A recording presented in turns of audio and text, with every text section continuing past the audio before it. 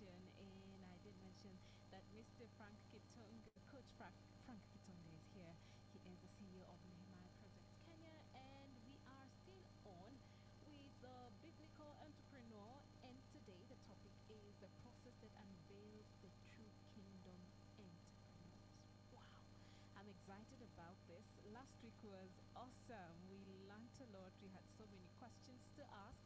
So I encourage you to join us even for this, because it's going to be amazing. 20933 is our SMS line. We are on WhatsApp 0717400555 and across social media at Hope FM Live. Just before we get into the conversation, I would love to pass this on to every 18-year-old all the way to 24 years. Can you sing? Can you dance? Or do any other performance? Auditions are going to be taking place in Kisumu on the 8th of September. That is this Thursday, followed by Mombasa, Nakuru, Eldoret, and Nyeri and Nairobi on days to be communicated. Wondering what auditions these are? Now, there's a program we're calling The RAF, and this is a chance for you to showcase your talent in music, dance, poetry, acrobatics, and many more, and stand a chance to win 300,000 Kenya shillings. Who wouldn't want that? What young person wouldn't want that? So please register for this, and the way to do so is by sending an SMS starting with hashtag the RAF with your name, your county, and the talent, or the county you are in, and the talent to the number 22232, 22232, and you will get a chance to be invited for the auditions that will be happening near you. For more information, please call us on 0709-861-223, 0709-861-223. Just to note, this is for 18-year-olds to 24-year-olds, okay? The RAF, identifying talent, inspiring passion. This is powered by Hope FM and Hope TV. All right, now to our conversation. Good morning, Coach Frank. It's good to have you. How have you been? Amen. Amen. I said last week was great, and for sure it was for me. And we're looking forward to today's conversation about the process that unveils the true kingdom entrepreneur. And I'm very keen to note that it's a process. It's not a popcorn moment. Yes. It's a process. And the reaction comes that after the body Right. Yeah. show up, get it is helpful. So whenever you say process,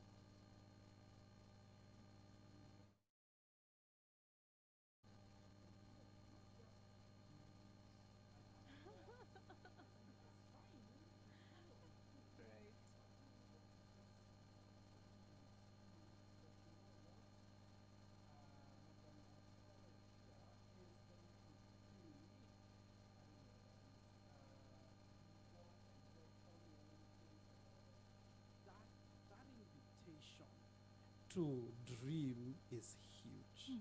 And I believe we have to give ourselves permission to dream and dream big. And take a pen and paper and write down your 100 dreams in life. Wow. In the next 40 years, I shall become and I shall be, I shall go to a certain place. Because if you never really dream for something, you can't go there. You can't go to a country you've not been in. And how do you be in there? You like believe in it, see it, receive it in your heart, in your mind, and then you begin to journey there. The only problem is when you see it, please, the route there is not parallel. You know the way you draw a line between yourself and that big thing? It's maybe it's higher like a mountain, and you see yourself like you take on a lift and you go, woo. Actually, the way there is you go whoop, down. I remember receiving a huge prophetic word. And then one great man of God showed up the next morning, and he called up and he said, Frank, great word. Do you know what is the journey to the big dream? And you know, he said it like a joke, but many years later, I've taken it very seriously because it actually means you're going down. Yeah. But we're not ready for that price. But you know what that tells you? Look at Joseph. He is very happy to show up and put up his chest and tell his daddy, I saw a dream. Oh, yeah. You were bound. Was he telling a lie? No. It's the attitude. It's the way you're able to share that is, who are you? And that place of being like a spoiled, nice brat, you know, it's okay. You're not bad. You're not devilic. But have you ever given a really precious thing to a child? Do you know the thing is they don't know how valuable it is? Right. That's what this process we're going to be talking about means. That can you now be willing and ready to be cooked and, you know, and prepared for where we're going. Yeah. And that's a journey to discuss a bit today. Right. But it begins with allowing yourself to dream and write that dream down. So I don't know, have you ever imagined writing down 100 dreams of your life? 100. Yes. I'm sitting here and thinking, that's a challenge for me. Is 100? it? Because most people will write up to 3 Right, or 4. right. I'll get married. I'll have 5 children. You know? And then I'll have a big car. I'll live in a my good own place. house. And then I'll go to London. Oh, yeah. And then, you know, that's it. What else? Yeah. Who are you? What will you become? Who will you change? What destiny were you called for? And what is the mix of that? Will you also sing and cook? And, you know, all kinds of things that you can dream. When you write your 100 dreams and then you reprioritize them, you realize you are born for very big things. I'm just thinking, Coach Frank, is there anything like, you know, over dreaming, you know? You see, that's actually the issue there, right there. I like that question because that's exactly the point. Over dream, go ahead. Yeah. We have to give ourselves permission to dream. Did you know? And I think we said it a bit last time. As in, it's children again who dream the most. Remember last time we were asking, it's them who ask the most questions. Yeah. They're the most who are inquisitive about what's going on in life. It's the same with dreams. You've got to allow yourself. You know, every little girl, for example, dreams of an amazing princess wedding. Right. But what happens when you've grown up and you're like, no, let me just do a little thing. What changed there? Something happened inside you that made you to stop believing. We need to allow ourselves to dream. Anyway, we've belabored that point. Let's move. Okay. The first thing that we see happen to Joseph is he's captured by his brothers and he's thrown in a pit. And they conspire. They actually talk to each other. No dream, I know. You know, as in, who thinks this is a dreamer? We'll show him where he should be going. Yeah. So they take him and they throw him in a pit. The pit is actually, You can say that the wilderness may have stages, or you can say it has forms. One form of the wilderness is the pit. The pit is a helpless place where you can't help yourself.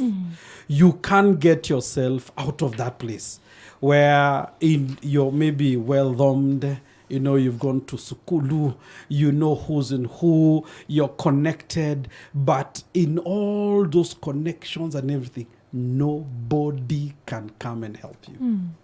We have an example of an entrepreneur in the US who started a very huge business. Right now it's worth $1.5 billion in asset base that they take care of.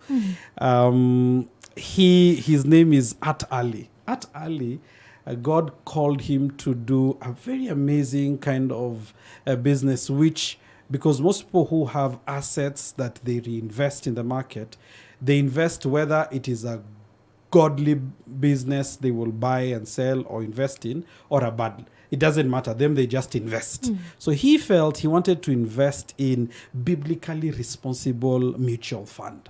That's what he wanted to build. So he didn't, and some of the fastest growing businesses out there in the world is tobacco-based, is porn-based, these are like the big businesses. He says, I will not invest in a business like that. We'll only invest in businesses that have, like you can say, they are biblically, and he says that's a standard, biblically responsible.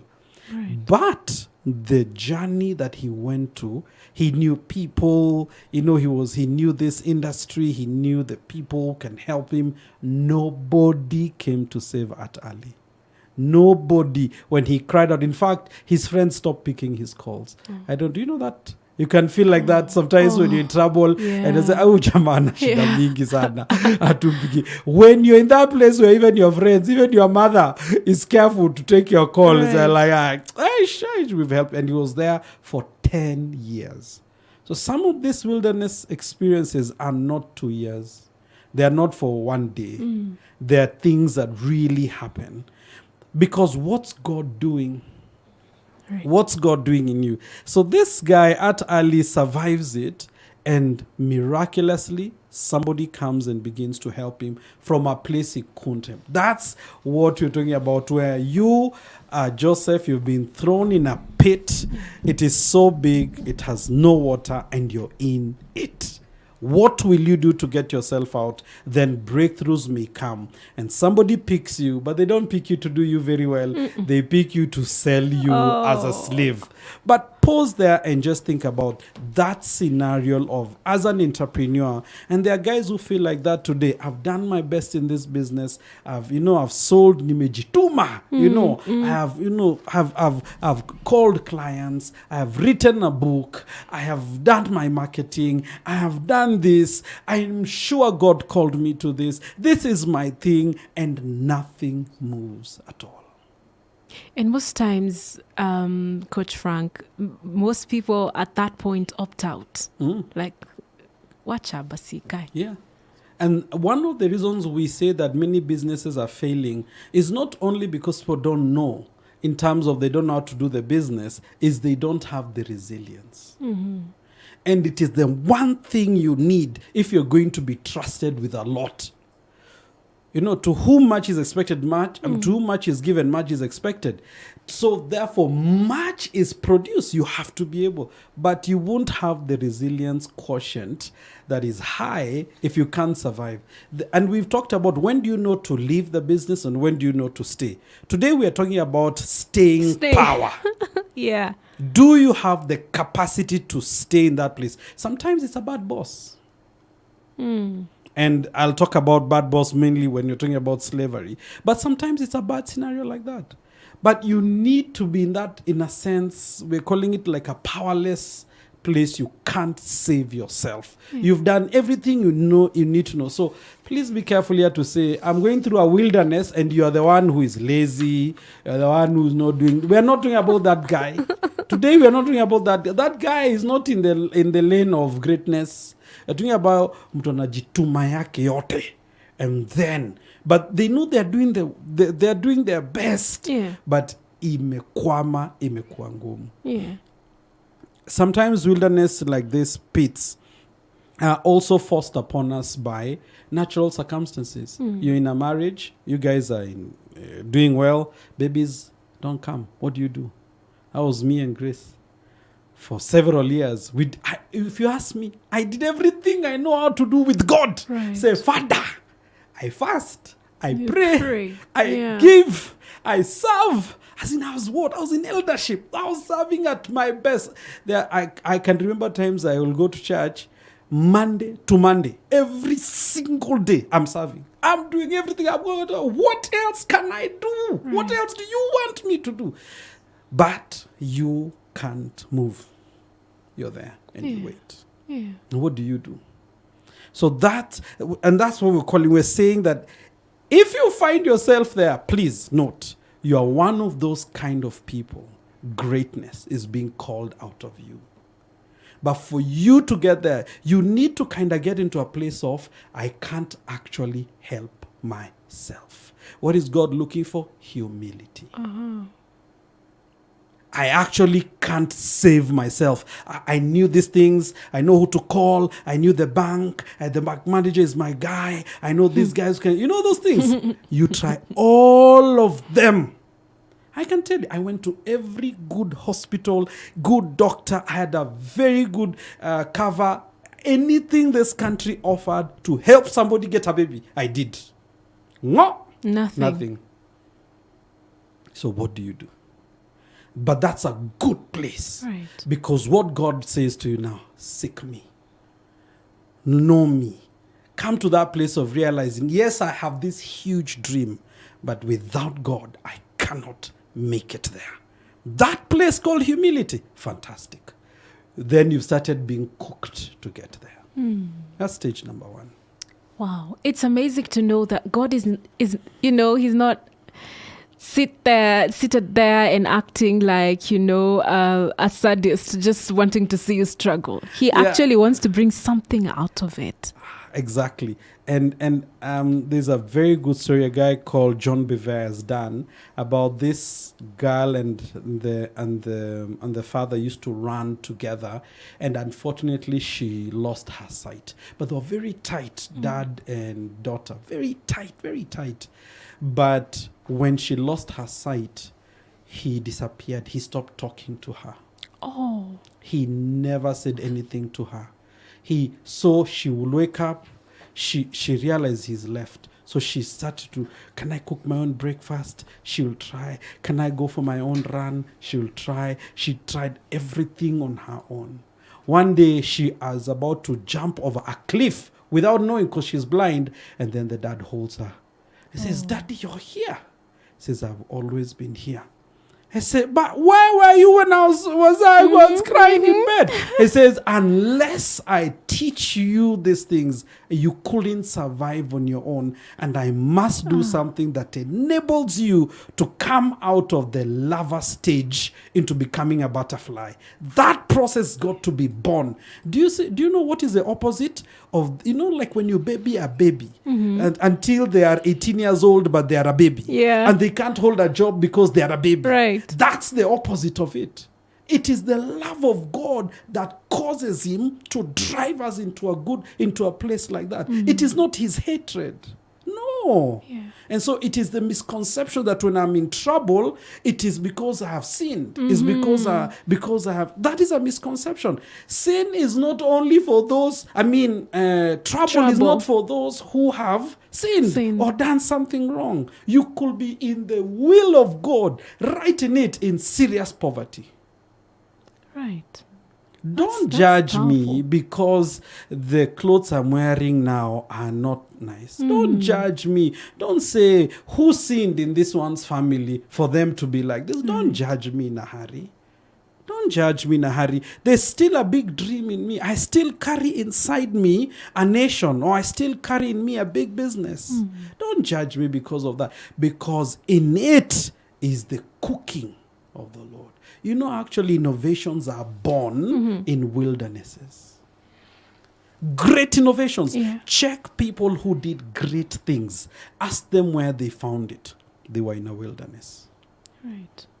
So can we really understand this concept and take it in? Let's go to the second That's one powerful. and see if we Number can 2. catch up with this. Our time is always running on us here. Let's go to number 2. Number 2 is slavery. Okay. So now you'll get saved from the pit only to be only to go into the place we call become a bondage slave. and servitude. Oh. Okay. And this place we're calling servitude is a condition. Let me just a condition of servitude is where you learn to be a steward, to serve despite limited to no personal freedom. Now you're in a place of limitation. There's a level of, I'm not in a pit. When water comes in, I'm gone. I'm beginning to doing something, but I have a limited options. It's like I have to go to a job. In a sense, I have to listen to this guy telling me this. This is that part we're doing about a bad boss, where you're limited. I still have children to feed, and so I have to deal with this bad boss. I have to go through difficulty. I have to take it in. Kamba mbaya unakaa ngumu. Life iko hivi. And this is actually a serious place where God wants to produce something called stewardship. And what is stewardship? This ability to care for things. I said here before that the basis of profit is stewardship.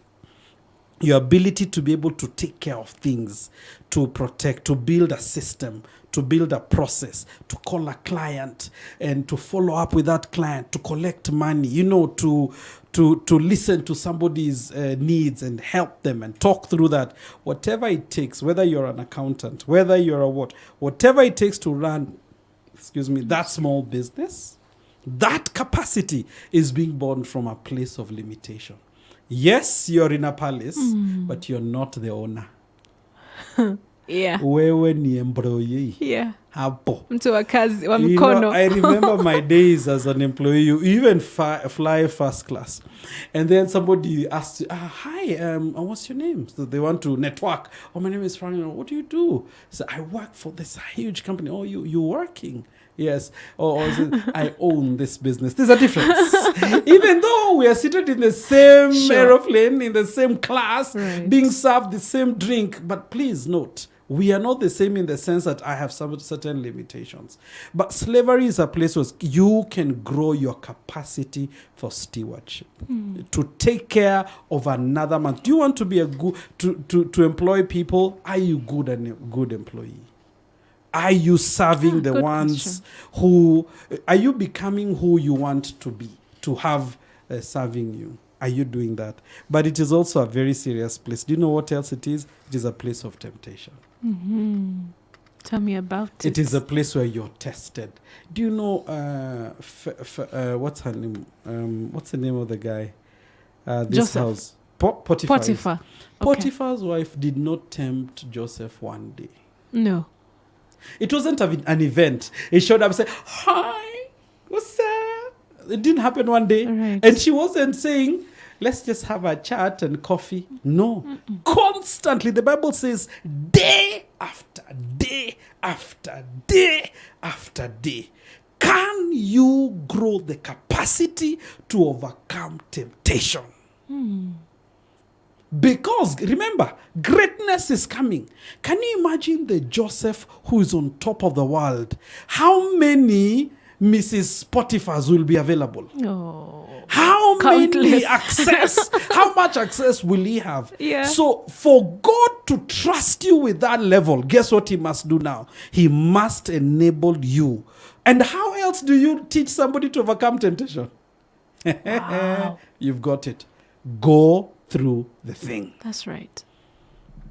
Are you really ready for greatness? Are you ready for greatness? Because if you're ready for greatness, you begin to work on your capacity to overcome temptation. Whether it is money, whether it is sexual things, whatever it is. If you're ready to survive at the top, please accept to go through these testings. Right. With everything that is exposed in our generation, we've got to do that work. And I'm glad I'm behind the mic telling the whole world, you think you are exempt. I'm not exempt. We here, every one of us, big, small, whatever, we will go through the process of testing. And let me tell you, assume you take a shortcut. Assume you take a shortcut. Do you see Saul? King Saul was tested and decided to do the sacrifice himself. Yeah. What happens to Saul later? Oh. Saul goes to a witch. Yes. Why? How come David never goes? David messes up, but never seeks, because that witch was there, isn't it? Yeah. It was. If the witch was there when Saul was there, he doesn't go into idolatry. Yeah. Because David suffered the wilderness. He knew he went through that process. So David could be redeemed and finish strong. Right. But Saul couldn't, because he didn't go through a process of being cured. Wow. I will tell you, I would rather trust somebody who's been through a wilderness. Perhaps they can hear the voice of God that they had when they were in a wilderness, because they will survive. How many great entrepreneurs in Africa will God raise? Please check the number that went through a wilderness. Right. And I'm asking here, how many of us are willing to journey with God? Amazing. Did you know something? Yes. The next stage is prison. But something happens in prison that had never happened in Joseph's life. What is that? Is his capacity. He could only see dreams. Now he could interpret dreams. The condition of being able to not just have an idea, but to make it happen, is hidden in overcoming temptation. Before you overcome, you can dream. After you overcome, you can interpret. You can bring it to earth. That capacity to produce is hidden behind capacity to overcome your temptations. Oh, wow. Just hold it right there. That's very powerful. And I want to invite our listeners to send in their questions and comments to the number 20933. That's our SMS line. We are on WhatsApp 0717400555 and across social media at Hope FM Live. And I'll be getting to some of your questions shortly. But before then, Coach Frank, I'm just wondering just to bring it to our context now, as we talk about business. Give me a scenario or scenarios. What does testing look like in the business sense, in the business world? Okay. First of all, it's just good to realize in an entrepreneur's life, especially a biblical entrepreneur, there'll be no difference between family life and business life. Okay. Your life is consistent. But let me give you a few examples. I was in procurement for 15 years. What my budget first in one company was 1B. This is 10, 15 years ago. 10 years ago. That was a lot of money. And another one was $300 million. So $300 million. Yes. So as procurement manager, you can make deals with all this. And you will get offers. You will get, I remember being offered to go to those Christmas. And this guy comes and says, hey, for Chenkwambi, we have a deal for you. Taj Mahal. Peleka wife, Taj Mahal. E-ticket, usijali. Okay, kuna watu hawajui uko ni wapi. Taj Mahal is in India, is like the princess, the king's place, a fantastic place. Okay. Tickets on the table, go have fun. Don't worry. No deals, just go have fun. That time I'm telling you, sina mpango ya Christmas. Sijui ndavya grace nini yo Christmas, hakuna mpango. Okay. And it's on the table. And I remember telling this guy, you guys earn very well in this company. So don't worry. Us guys we are fine. Yeah. Christmas. Let's talk in January. Did I know that what that will relate to is today I'll be able to sit here and talk as a coach and be able to say this. I did not realize how powerful that will have been for my business. Today, I have entrepreneurs asking me very hard questions. Says, Manze indio deal liko kwa meza. What do we do? And I can tell them with authority, we can trust God. We can believe God. We can pray over this. Tunaweza toboa. As I went to the top leadership as CEO, this kind of offers will be there. The kinds of things that entrepreneurs go through in testings around give money, or in a business sense, it's no big deal to have, especially when you travel and you're out of your dorm, where your area. Yeah. The temptations in another town, in another country for entrepreneurs are crazy, because you assume nobody knows. The truth is, nobody knows. Yeah. But you know. And there's and therefore, who knows? Who is this worse? God doesn't worry me so much because he knows anyway. Right. But the devil will use it against you horribly. Right. And these are the things you're saying. When we open the door to that, it's like that defilement removes a capacity for you to go to your best.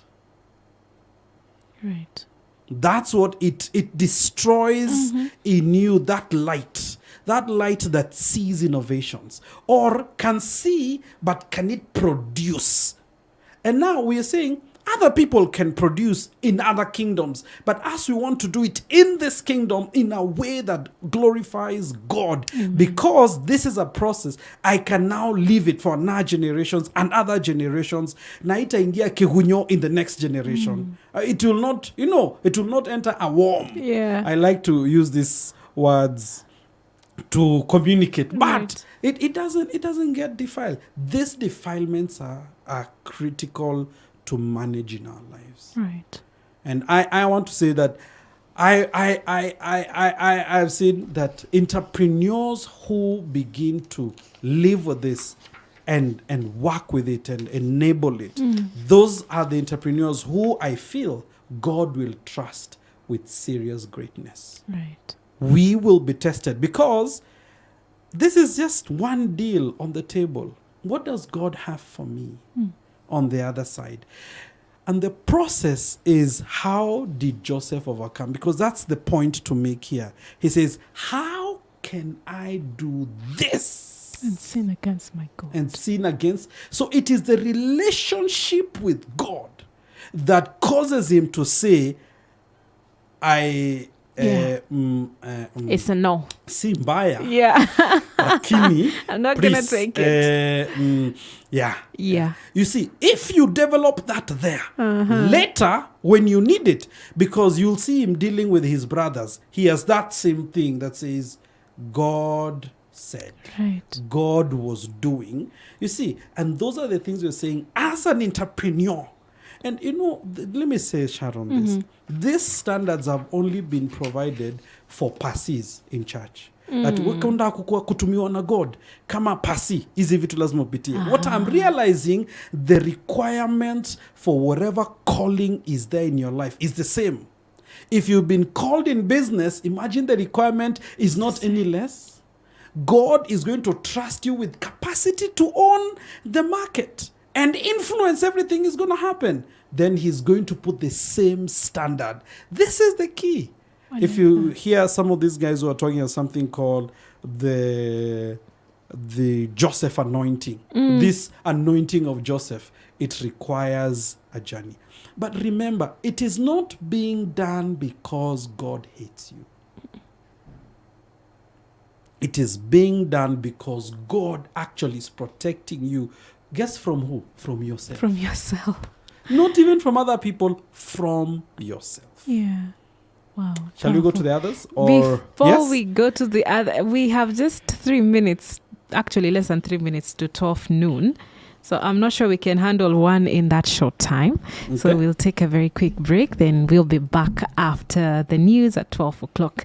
So stay with us. Send in your questions and comments. I see a couple that have already come in, and we'll be having a look at them in just a few moments. This is Hope FM, where you listen and live.